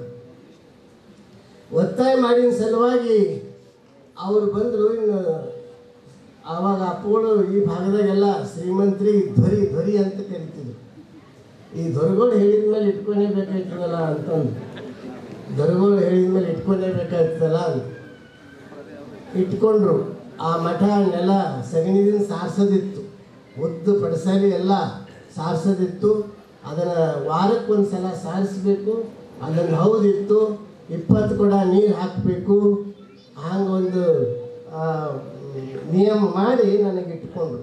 ಆಯ್ತು ನಾನು ಮಾಡ್ತಾ ಅಂತಂದೆ. ದಿನ 20 ಕೊಡ ನೀರು ತುಂಬ್ತಿದ್ದೆ ಹೌದಿನಾಗ. ಅದು ನೀರಂದ್ರೆ ಅವಾಗೇನು. ಕರ್ನಾಟಕ ಶೈಕ್ಷಣಿಕ ಪ್ರಗತಿಯಲ್ಲಿ ಬೀದರ್ ಜಿಲ್ಲೆಯ ಪಾತ್ರ ಅತ್ಯಮೂಲ್ಯವಾಗಿದೆ ಎಂಬುದೀಗ ಸ್ಪಷ್ಟವಾಗಿದ್ದು, ನೀಟ್ ಪರೀಕ್ಷೆಯಲ್ಲಿ ಜಿಲ್ಲೆಯ ರಾಜ್ಯಕ್ಕೆ 3ನೇ ಸ್ಥಾನ ಪಡೆದುಕೊಂಡಿರುವುದು ಸಾಕ್ಷಿಯಾಗಿದೆ ಎಂದು ಶಾಹೀನ್ ಶಿಕ್ಷಣ ಸಂಸ್ಥೆ ಅಧ್ಯಕ್ಷ ಅಬ್ದುಲ್ ಖದೀರ್ ಅಭಿಪ್ರಾಯ ವ್ಯಕ್ತಪಡಿಸಿದ್ದರು. ಅವರು ನೀಟ್ನಲ್ಲಿ 600ಕ್ಕಿಂತ ಹೆಚ್ಚು ರ್ಯಾಂಕ್ ಪಡೆದಿರುವ ಅತಿ ಹೆಚ್ಚು ವಿದ್ಯಾರ್ಥಿಗಳ ಪಟ್ಟಿಯಲ್ಲಿ ಬೀದರ್ 3ನೇ ಸ್ಥಾನ ಪಡೆದಿರುವ ಕುರಿತಂತೆ ವಿವಿಧ ಶಿಕ್ಷಣ ಸಂಸ್ಥೆಗಳ ಅಧ್ಯಕ್ಷರುಗಳು ಸಂಯುಕ್ತವಾಗಿ ನಡೆಸಿದ ಸುದ್ದಿಗೋಷ್ಠಿಯಲ್ಲಿ ತಿಳಿಸಿದರು. ಮುಂದಿನ ದಿನಗಳಲ್ಲಿ ಎಲ್ಲ ಶಿಕ್ಷಣ ಸಂಸ್ಥೆಗಳು ಉತ್ತಮ ಗುಣಮಟ್ಟದ ಶಿಕ್ಷಣಕ್ಕೆ ಮತ್ತಷ್ಟು ಒತ್ತು ಕೊಟ್ಟು ಬೀದರ್ ನಂಬರ್ 1 ಮಾಡುವ ಪ್ರಯತ್ನ ಮಾಡುತ್ತೇವೆ ಎಂದರು. ಅತಿ ಹೆಚ್ಚು ನೀಟ್ ಪ್ರತಿಭಾನ್ವಿತರ ಪೈಕಿ ಬೆಂಗಳೂರು ಪ್ರಥಮ ಸ್ಥಾನದಲ್ಲಿದ್ದರೆ ಮಂಗಳೂರು 2ನೇ ಸ್ಥಾನದಲ್ಲಿದೆ. 3ನೇ ಸ್ಥಾನ ಬೀದರ್ ಜಿಲ್ಲೆಗೆ ಸಿಕ್ಕಿದ್ದು, ಮುಂದಿನ ದಿನಗಳಲ್ಲಿ ಎಲ್ಲ ಶಿಕ್ಷಣ ಸಂಸ್ಥೆಗಳು ಉತ್ತಮ ಗುಣಮಟ್ಟದ ಶಿಕ್ಷಣಕ್ಕೆ ಮತ್ತಷ್ಟು ಒತ್ತು ಕೊಟ್ಟು ಬೀದರ್ ನಂಬರ್ 1 ಮಾಡುವ ಪ್ರಯತ್ನ ಮಾಡುತ್ತೇವೆ ಎಂದರು. 600ರಿಂದ 720 ಶ್ರೇಣಿಯಲ್ಲಿ ಅಂಕಗಳನ್ನು ಗಳಿಸಿದ 4302 ವಿದ್ಯಾರ್ಥಿಗಳ ಪೈಕಿ 1457 ವಿದ್ಯಾರ್ಥಿಗಳು ಬೆಂಗಳೂರು ನಗರದಿಂದ ಬಂದಿದ್ದಾರೆ. 2ನೇ ಸ್ಥಾನದಲ್ಲಿ ಮಂಗಳೂರು ಜಿಲ್ಲೆಯ 621 ವಿದ್ಯಾರ್ಥಿಗಳು ಹಾಗೂ 3ನೇ ಸ್ಥಾನದಲ್ಲಿ ಬೀದರ್ ಜಿಲ್ಲೆ ಇದ್ದು, ಇಲ್ಲಿನ ಸುಮಾರು 309 ವಿದ್ಯಾರ್ಥಿಗಳು ಇದ್ದಾರೆ ಎಂದು ಇಂದು ಹೆಮ್ಮೆಯ ವಿಷಯವಾಗಿದೆ ಎಂದರು.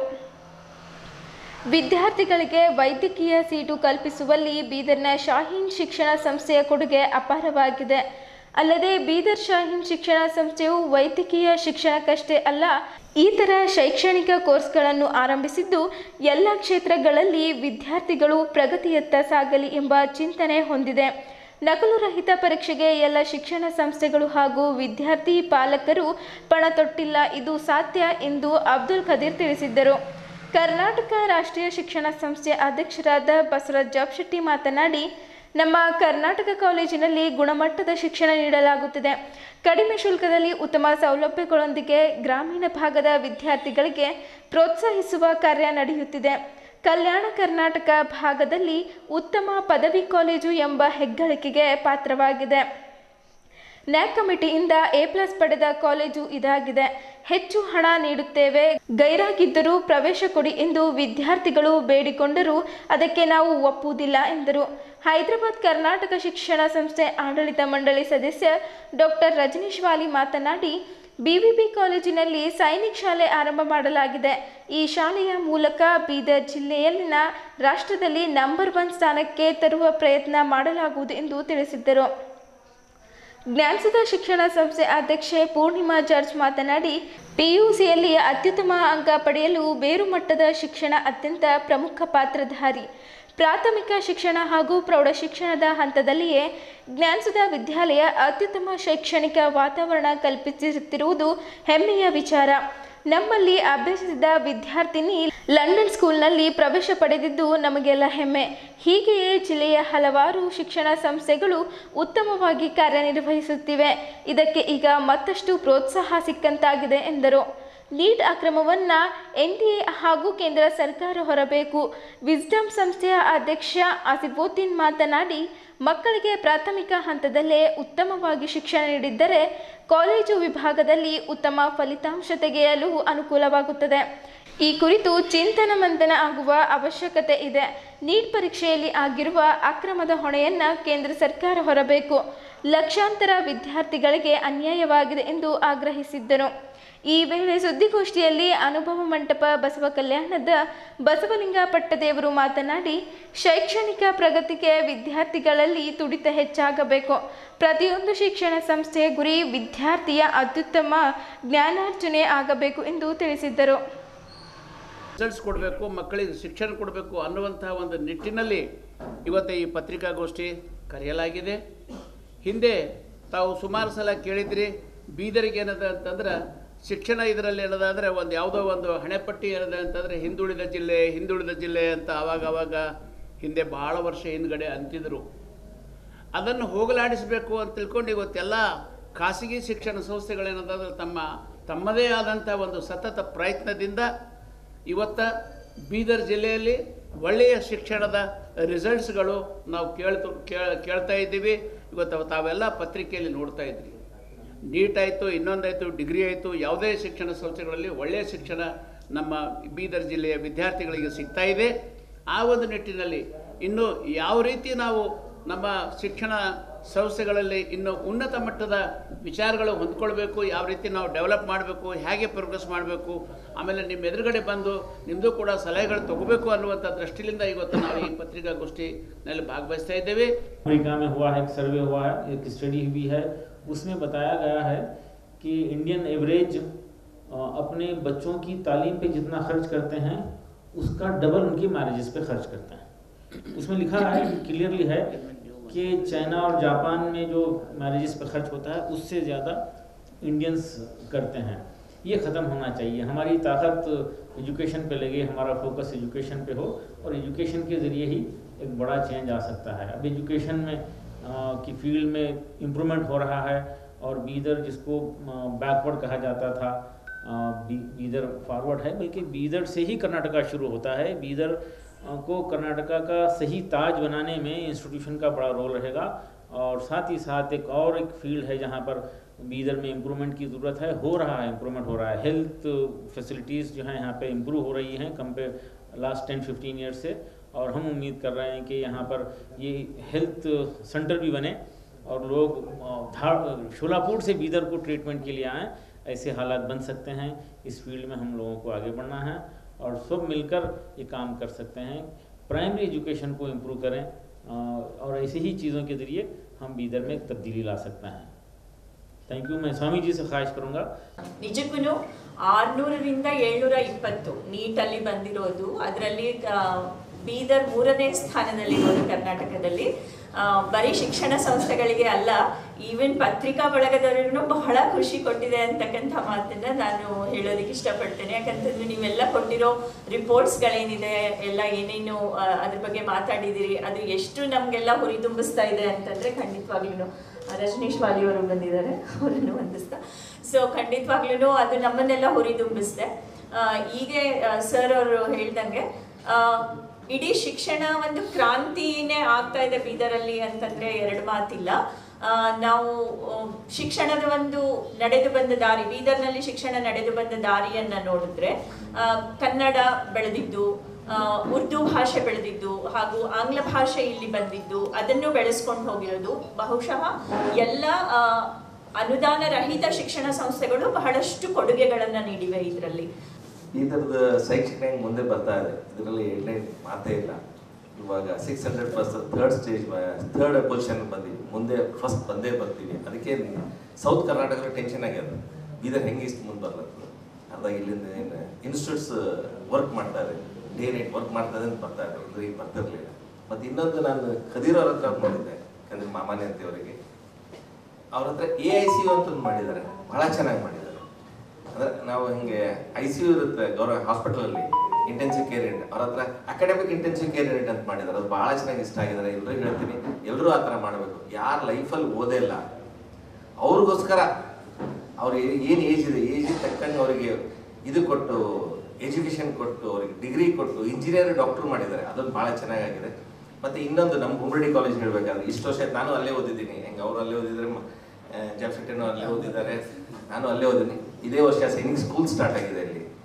ಈ ಸೈನಿಕ್ ಸ್ಕೂಲ್ ಅಂದರೆ ಮುಂಚೆ ನಾವು ಯೋಚನೆ ಮಾಡ್ತೀವಿ, ಸೈನಿಕ್ ಸ್ಕೂಲು ಅದು ಏನೋ ಒಂದು ದೊಡ್ಡದದ, ಅದು ಹೆಂಗೋ ಹೋಗಬೇಕು, ಅದು ಆಗದೇ ಇಲ್ಲ. ಬಿಜಾಪುರ ಕೋಚಿಂಗ್ ಇದು ಹಾಕ್ತೀವಿ, ಬಿಜಾಪುರ ಕೋಚಿಂಗ್ ಕೊಡ್ರಿ, ಬೆಂಗಳೂರು ಕೋಚಿಂಗ್ ಕೊಡ್ರಿ ಅಂತ, ಅದೇನು ಬೇಕಾಗಲ್ಲ. ಇದರಲ್ಲೇ ಸೈನಿಕ್ ಸ್ಟಾರ್ಟ್ ಆಗಿದೆ. ಇದೇ ವರ್ಷ ಅಡ್ಮಿಷನ್ಸು ಆಗಿದೆ. ಮುಂದಿನ ವರ್ಷ ಅದ್ರ ಫುಲ್ ಇನ್ಫ್ರಾಸ್ಟ್ರಕ್ಚರ್ ಸಂಗತ ಸ್ಟಾರ್ಟ್ ಆಗ್ತದೆ. ಅದಕ್ಕೆ ಶೈಕ್ಷಣಿಕ ಭಾಳ ಚೆನ್ನಾಗಿ ಬರ್ತಾ ಇದ್ದೀವಿ. ನಮ್ಮ ಬೀದರ್ ಇನ್ನೊಂದು ಸ್ವಲ್ಪ ದಿವಸದಲ್ಲಿ ಹಿಂದುಳಿದಂತ ಅನ್ನಕ್ಕೆ ಆಗಲ್ಲ, ಅಷ್ಟು ಚೆನ್ನಾಗಿ ಎಜುಕೇಷನಲ್ಲಿ ಅದು ಮುಂದೆ ಬರ್ತಾ ಇದ್ದೀವಿ. ಮತ್ತೊಂದು ಈ ವರ್ಷ ಮಾತಾ ಮಾಣಿಕೇಶ್ವರಲ್ಲಿ ಒಬ್ಬರು JEE 222 ರ್ಯಾಂಕಿಂಗ್ ತೊಗೊಂಡು ಬಂದಿದ್ದಾರೆ. ಅದನ್ನು ಭಾಳ ಜನಕ್ಕೆ ಗೊತ್ತಿಲ್ಲ. ಅಪ್ಪರೇ 222 ತೊಗೊಂಡಿದ್ದಾರೆ ರ್ಯಾಂಕಿಂಗ್ ಮೇಡಮ್. ಇಷ್ಟೊಂದು ಆ್ಯಡ್ ಮಾತ್ರ ಬೀದರಲ್ಲಿ ಸೆಕ್ಷನ್ ಭಾಳ ಚೆನ್ನಾಗಿ ನಡೀತಾ ಇದೆ. ಮತ್ತು ಮುಂದೆ ಬರೋ ದಿವಸದಲ್ಲಿ ನಾವು ಕರ್ನಾಟಕ ನಂಬರ್ 1ನಲ್ಲಿ ಬರ್ತೀವಿ ಅಂತ ಈ ಮುಖಾಂತರ ಹೇಳಕ್ಕೆ ಬಯಸ್ತೀವಿ. timesofindia.com ने नीट वाला NTA ने जब डिस्ट्रिक्ट वाइज रिजल्ट्स दिया तो मंगलूर के रिपोर्टर ने ये खुशखबरी हमें बताई कि बेंगलुरु मंगलूर के बाद बीदर नीट में कर्नाटक में 3rd प्लेस पे है। तो इस बैकग्राउंड में जबकि वहाँ की 3rd जनरेशन पढ़ रही है, 4th जनरेशन पढ़ रही है और हमारी 1st जनरेशन पढ़ रही है, तो ये 1st जनरेशन पढ़ रही है तो हम 3rd प्लेस पर आ रहे हैं। हमारी जब 2nd और 3rd जनरेशन पढ़ने लगेगी तो हम कर्नाटक में 1st प्लेस पर रहेंगे। दूसरी चीज ये कि आज भी इस फैक्ट्स एंड फिगर्स और हकीकत को मानना पड़ेगा कि जिस तरह DK डिस्ट्रिक्ट और उडुपी डिस्ट्रिक्ट हमेशा SSLC और PUC में 1st प्लेस पर रहते हैं, इसी तरह बीदर और यादगीर 30 प्लेस के ऊपर ही होते हैं। आउट ऑफ 35 डिस्ट्रिक्ट 33 प्लेस पर आया है बीदर SSLC और PUC सेकेंड ईयर में 19 प्लेस पर आया है ಔಟ್ ಆಫ್ 30 ಡಿಸ್ಟ್ರಿಕ್ಟ್. ಒಟ್ಟಾರೆ ನಮ್ಮ ಜಿಲ್ಲೆ ಒಂದು ಕಾಲದಲ್ಲಿ ಬಹಳ ಹಿಂದುಳಿದ ಜಿಲ್ಲೆ ಅಂತ ಹಣಿಪಟ್ಟಿ ಇತ್ತು. ಈಗ ಇಡೀ ನಮ್ಮ ಕರ್ನಾಟಕದಲ್ಲಿ ಅಷ್ಟೇ ಅಲ್ಲ, ಮುಂದೊಂದಿನ ಭಾರತದಲ್ಲಿನೇ ಬೀದರ್ ಹೆಸರು ಅದನ್ನು ನಂಬರ್ 1ದಲ್ಲಿ ಬರೋಂಥ ದಿನಗಳು ದೂರಿಲ್ಲ. ಮತ್ತು ಇನ್ನೊಂದು ಮಾತು ಹೇಳಬೇಕಾದ್ರೆ ಬೀದರ್ದಲ್ಲಿ ಪ್ರತಿಭೆ ಕಡಿಮೆ ಇಲ್ಲ, ಇದು ನಾವು ಮೆಚ್ಚಬೇಕು ಎಲ್ಲರೂ ಗಮನ. ಪ್ರತಿಭೆಗೆ ಇಲ್ಲಿ ನಾವು ಹೆಂಗೆ ಅವಕಾಶಗಳು ಕೊಡ್ತೀವಿ ಹಂಗೆ ಮಕ್ಕಳು ತಯಾರಾಗ್ತವೆ.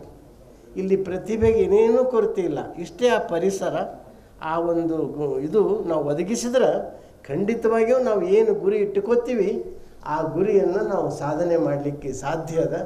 ಆ ದಿಸೆಯಲ್ಲಿ ನಾವೆಲ್ಲ ಒಳ್ಳೆಯ ರೀತಿಯಿಂದ ಸಾಧನೆ ಮಾಡೋಣ.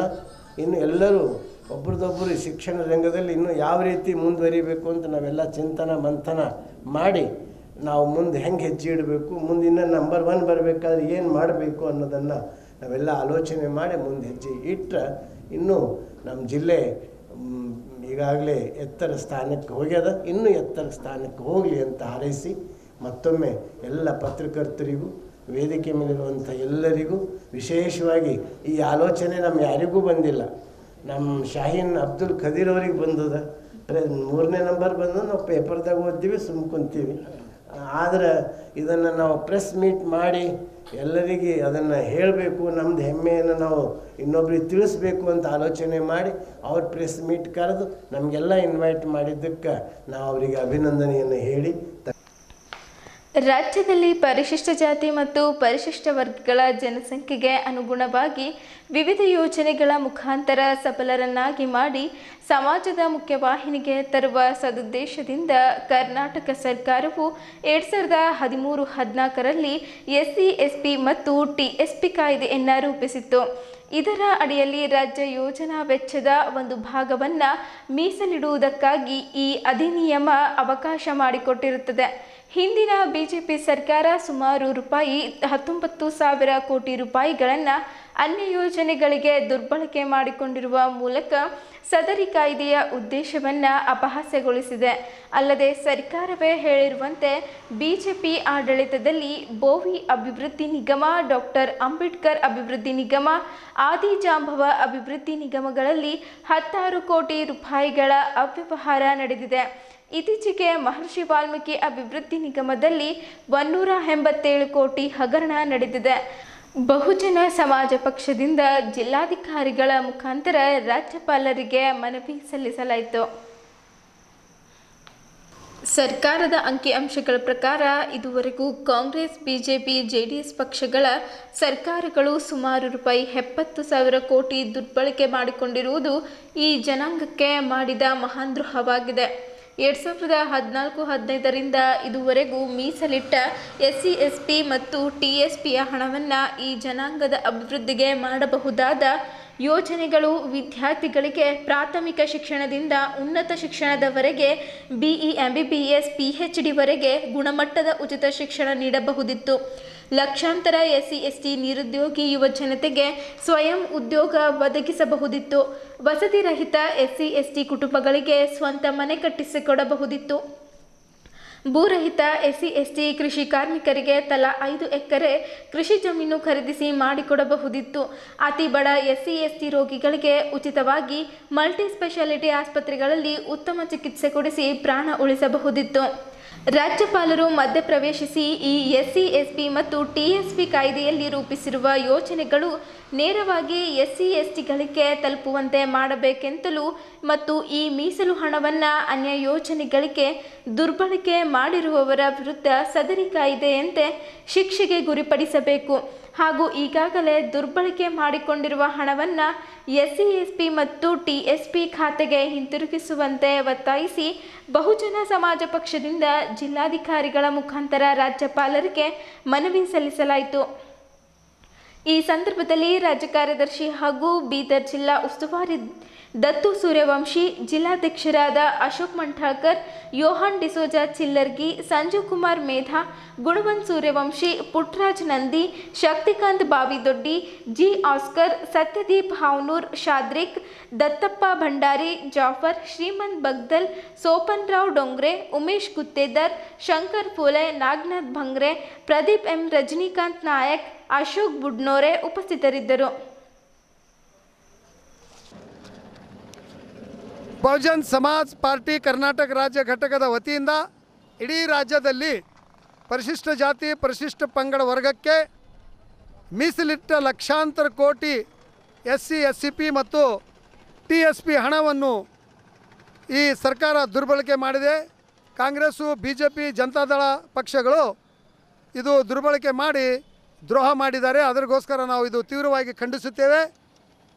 ಇವತ್ತು ಸಿದ್ದರಾಮಯ್ಯ ಸರ್ಕಾರ 25,000 ಕೋಟಿ ಹಣಕ್ಕಿಂತ ಹೆಚ್ಚು ಹಣ SC, ST ಅಭಿವೃದ್ಧಿ ಹಣವನ್ನು ಅವರ ಸರ್ಕಾರದ ಕೊಟ್ಟಂಥ 5 ಗ್ಯಾರಂಟಿಯನ್ನು ನಡೆಸುವುದಕ್ಕೆ ನಮ್ಮ SC, ST ಹಣವನ್ನು ಅವರು ಆ ಕಡೆ ಟ್ರಾನ್ಸ್ಫರ್ ಮಾಡಿದ್ದಾರೆ. ಮಾಡಿ ಆ SC, ST ಅಭಿವೃದ್ಧಿ ಹಣವನ್ನು ಅವರು 5 ಗ್ಯಾರಂಟಿಗಳನ್ನು ನಡೆಸಲು ನಮ್ಮ ಹಣ ತಗೊಂಡು ಅವ್ರು ನಡೆಸುತ್ತಾರೆ. ಇದು ಭಾಳ ದೊಡ್ಡ ದ್ರೋಹ. ಇದು ಸಂವಿಧಾನ ವಿರೋಧಿ, ಇದು ಹ್ಯುಮ್ಯಾನಿಟಿ, ಮಾನವತಾ ವಿರೋಧಿ ಕಾರ್ಯವನ್ನು ಅವ್ರು ಮಾಡ್ತಾ ಇದ್ದಾರೆ. ಅದಕ್ಕೋಸ್ಕರ ನಾವು ಇದು ಖಂಡಿಸುತ್ತೇವೆ. ಈ ಹಣವನ್ನು ಇದೇ ರೀತಿ BJP, ಕಾಂಗ್ರೆಸ್ಸು, ಜನತಾದಳ 3 ಸರ್ಕಾರ ಕೂಡ ಹೋದಂಥ 10-15 ವರ್ಷದಲ್ಲಿ 70,000 crore ಹಣವನ್ನು ಇದೇ ರೀತಿ ದುರ್ಬಳಕೆ ಮಾಡಿದ್ದಾರೆ. ಈ ಹಣ ನಮ್ಮ SC/ST ಮಕ್ಕಳ ಶಿಕ್ಷಣದ ಹಣ, SC/ST ಅಭಿವೃದ್ಧಿ ಹಣ. ಇದು ನಮ್ಮ ರೈತರೇನು ಹೊಲದಾಗ ಕೆಲಸ ಮಾಡ್ತಾರೆ, ಭೂರಹಿತ ಅವ್ರಿಗೆ ಭೂಮಿ ಇಸ್ಕೊಡೋ ಹಣ, ಹಾಸ್ಟೆಲ್ಗಳನ್ನು ಹೈಟೆಕ್ ಮಾಡ್ತಕ್ಕಂಥ ಹಣ, ನಮ್ಮ ಮಕ್ಕಳಿಗೆ IAS IPS ಟ್ರೈನಿಂಗ್ ಕೊಡ್ತಕ್ಕಂಥ ಹಣ, ನಮ್ಮ ಮಕ್ಕಳು SC/ST ಮಕ್ಕಳು ವಿದೇಶದಲ್ಲಿ ಹೋಗಿ ಶಿಕ್ಷಣ ಪಡ್ತಕ್ಕಂಥ ಹಣ, ನಮ್ಮ ಮಕ್ಕಳು ಮೆರಿಟ್ ಪಾಸ್ ಆದರೆ ಅವರಿಗೆ ಏನದ ಅಂದ್ರೆ ಪ್ರೈಸ್ ಮನಿ ಕೊಡ್ತಕ್ಕಂಥ ಹಣ, ಅಂದರೆ ಸರ್ವಾಂಗ ಅಭಿವೃದ್ಧಿ ಆಗ್ತಕ್ಕಂಥ SC/ST ಮಕ್ಕಳ ಭವಿಷ್ಯದ ಹಣವನ್ನು ಈ ಸರ್ಕಾರ ಅವರ 5 ಗ್ಯಾರಂಟಿಗೆ ಉಪಯೋಗ ಮಾಡ್ತಾ ಇದೆ. ಇದು ತುಂಬ ಖಂಡನೀಯ ಆಗಿದೆ. ಬಹುಜನ್ ಸಮಾಜ್ ಪಾರ್ಟಿ ಇವತ್ತಿನಿಂದ ಬರ್ತಕ್ಕಂಥ ಆಗಸ್ಟ್ 14 ತಾರೀಕುವರೆಗೆ ಇಡೀ ಕರ್ನಾಟಕದಲ್ಲಿ ಗ್ರಾಮವರೆಗೂ ಏನು ಒಂದು ಬೂತ್ ಲೆವೆಲ್ವರೆಗೂ ನಾವು ಈ ಸಂದೇಶವನ್ನು ಓದಿ ಆಂದೋಲನವನ್ನು ಮಾಡ್ತಾ ಇದ್ದೇವೆ. ಮತ್ತು ಮುಂದೆ ಬರ್ತಕ್ಕಂಥ TP ZP ಚುನಾವಣೆಯಲ್ಲಿ ನಾವು ಈ ಕಾಂಗ್ರೆಸ್ BJP ಜನತಾದಳಕ್ಕೆ ಪಾಠ ಕಲಿಸುವ ಕೆಲಸ ನಮ್ಮ ಜನ ಮಾಡಬೇಕಂತೇಳಿ ವಿನಯಿಸುತ್ತಾ, ನಗರದ ಹೈದರಾಬಾದ್ ಕರ್ನಾಟಕ ಶಿಕ್ಷಣ ಸಂಸ್ಥೆಯ ಸಂಚಾಲಿತ ಬಸವೇಶ್ವರ B.Ed ಕಾಲೇಜಿನ ಹಳೆಯ ವಿದ್ಯಾರ್ಥಿಗಳ ಸಂಘ ಅಸ್ತಿತ್ವಕ್ಕೆ ಬಂದಿದೆ. ನಗರದಲ್ಲಿ ಸಂಘ ರಚಿಸಿದ ಪದಾಧಿಕಾರಿಗಳನ್ನು ಆಯ್ಕೆ ಮಾಡಲಾಯಿತು. ಸಂಘದ ಪದಾಧಿಕಾರಿಗಳಲ್ಲಿ ಶಂಭುಲಿಂಗ್ ವಾಲ್ದೊಡ್ಡೆ ಅಧ್ಯಕ್ಷ, ಗುರುನಾಥ್ ಮೂಲ್ಗೆ ಉಪಾಧ್ಯಕ್ಷ ಹಾಗೂ ರೇಣಪ್ಪ ಮೂಲ್ಗೆ ಕಾರ್ಯದರ್ಶಿ ಸೇರಿದ್ದಾರೆ. ಕಾಲೇಜು ಪ್ರಾಚಾರ್ಯರಾದ ಡಾಕ್ಟರ್ ಮಲ್ಲಿಕಾರ್ಜುನ್ ಕನ್ಕಟ್ಟೆ, ಉಪಾಧ್ಯಕ್ಷರಾದ ಸಂತೋಷ್ ಸಜ್ಜನ್, ರಾಜ್ಕುಮಾರ್ ಶಿಂದೆ, ವೀಣಾ ಜಲಾದೆ, ಶಿಲ್ಪಾ ಹಿಪ್ಪರಗಿ, ಹಳೆಯ ವಿದ್ಯಾರ್ಥಿಗಳಾದ ನಾಗೇಶ್ ಸ್ವಾಮಿ, ಲಕ್ಷ್ಮಿ ಹಾಗೂ ವಾಣಿಶ್ರೀ ಇದ್ದರು.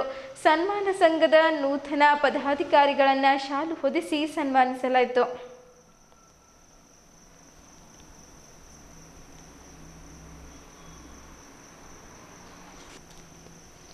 ಇಲ್ಲಿಯವರೆಗೆ ಸುದ್ದಿ ಕೊಟ್ಟಿದ್ದು ನಾನು ಪ್ರಭಾವತಿ. ಮುಂದಿನ ಸುದ್ದಿಯೊಂದಿಗೆ ಮತ್ತೆ ಭೇಟಿಯಾಗೋಣ. ವಂದನೆಗಳು.